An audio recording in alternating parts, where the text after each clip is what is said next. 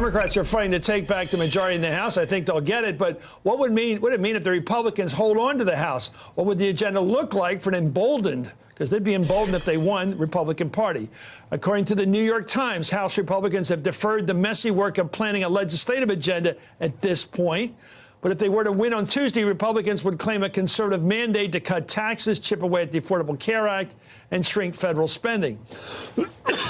Something else that could land on their agenda is Special Counsel Robert Mueller's ongoing investigation into Russia's 2016 election interference. For him, joined by Shona Thomas, Washington Bureau Chief for Vice News, and Sam Stein, Politics Editor for the Daily Beast. Shona, what do you think they'd really want to do if they did keep clinging to power? I think the tax cut thing is clearly what they would want to do, which is try to, number one, make the tax cuts for the middle class permanent.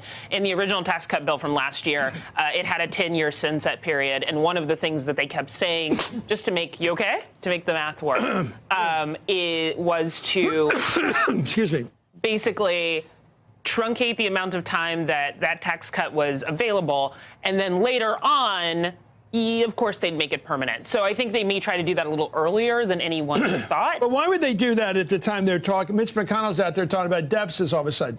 After passing a $1.5 trillion tax cut for the rich and corporations, he says, whoops, we've got a deficit problem of almost $1 trillion a year. Deficits don't really matter to them unless, we need to cut it's used as a cudgel to go after Democrats when they're in power or as an opportunity to attack entitlements. And it gives them another opportunity. Are you saying they lie? Yes. They do lie about their care for deficits. I think evidence shows that when they are in power and they have the spending purse strings, deficits suddenly do not matter to them. It happened during the Bush years. It's happened during the Trump years. When Obama was in power, especially from 2010 and onward, deficit hawkery was the name of the game, and now suddenly they don't care.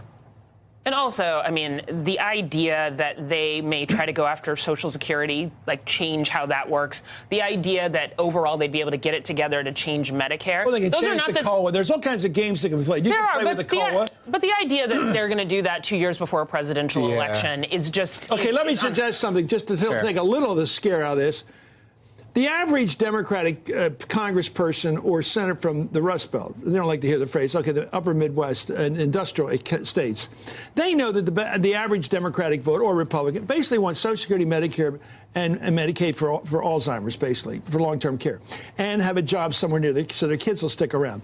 Trump knows that, too. Trump always says, I talk jobs, but he never talks cutting these social programs.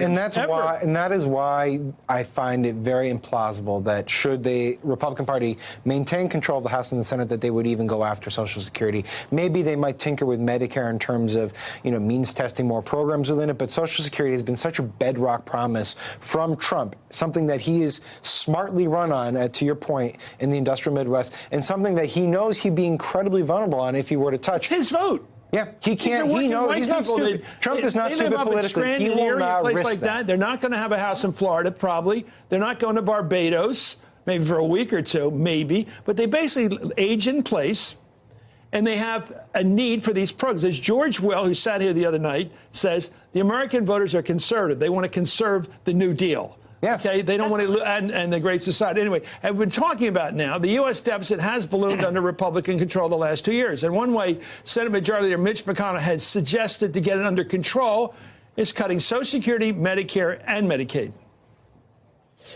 It's very disturbing, and it's driven by the three big entitlement programs that are very popular: Medicare, Social Security, and Medicaid.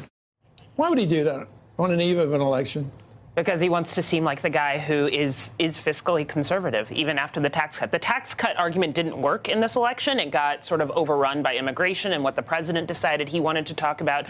So he gets to come back to saying, look, maybe we'll take a look at this. But there's no one cuts Medicare and Social Security before an election. And this president, as you already pointed out, is not going to do it. And with Medicaid, they don't need Congress for that. They have states who are proposing waivers to add some means testing, to add work requirements to Medicaid. This is how they want to go after that and change those programs, and you can do it between the states and regulation. In the middle of the night in 1972, Richard Nixon said, when he's talking to Chuck Colson, his henchman, yeah, we just won the 40-some states, but we lost the subpoena power in the House. Yeah. Trump is aware that if he keeps control of the House through some miracle, he keeps the control of the subpoena power in his Correct. hands. He doesn't have to worry about Mueller. And even if it's just by 1 or 2 votes, I mean, this is what the election is really about. So if he were to maintain control of the House, it will be a vindication for him for all the demonization of the Mueller probe. It will be a vindication for him for all the nativist garbage advertisements that he's put up in the closing weeks. And he will feel emboldened to go hard on immigration and hard against Mueller as soon as the election is over. And that will be the thematics of the next 2 years. Do you think he's running again? Trump? For president? Yeah, Yes. I do. You think he's committed? Yeah, I Yes. think so. I think they've been running and raising money since he actually got into office. Okay, let me back up a tiny bit because none of us can put ourselves in his head. Perhaps there's a scenario in which he says, I'm done with this, I feel like I should go out on top. But from everything I've observed of him and from the people I know who know him, who I've talked to, he is someone who craves more than anything else competition and emerging victorious and defeating his foes. And he's someone who would get up for the fight more than anything else. He wants to serve in the White House 6 more years. Really? I think he likes being the center of attention. Anyway, I wonder about health. At some point in your age, at that age, you start to think about, can I keep eating hamburgers? Can I keep this kind of level up of lifestyle where you're constantly under pressure, which you do to eat? That's what you do. It's like an ongoing campaign. Mm-hmm. Yeah. And you get heavier and heavier and less healthier all the time. At some point, you got to stop the action. Don't I know it? And save yourself. Anyway, Yeah. I do. I'm just a human being. I wonder why I'd want to do it for 6 more years. Hey there, I'm Chris Hayes from MSNBC. Thanks for watching MSNBC on YouTube. If you want to keep up to date with the videos we're putting out, you can click subscribe just below me or click over on this list to see lots of other great videos.